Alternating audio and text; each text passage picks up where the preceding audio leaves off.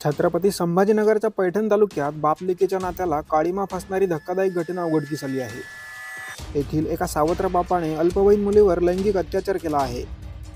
आरोपीची पत्नी गावाला गेल्यावर आरोपी पीडित मुलीला आपल्या वासनेचा शिकार बनवत होता। मागील वर्षभरापासून तो सातत्याने अल्पवयीन मुलीवर लैंगिक अत्याचार करत होता।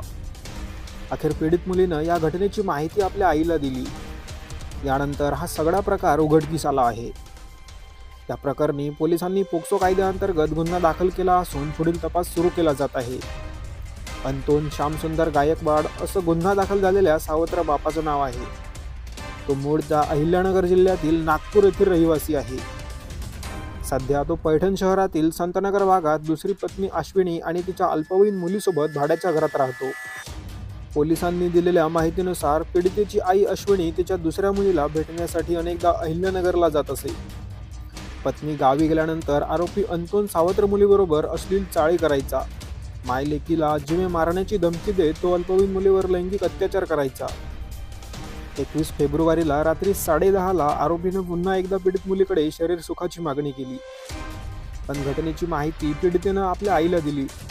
यानंतर हा धक्कादायक प्रकार उघडकीस आला आहे। पीडितेच्या आईनं पोलीस ठाण्यात धाव घेत फिर्याद दाखल केली आहे।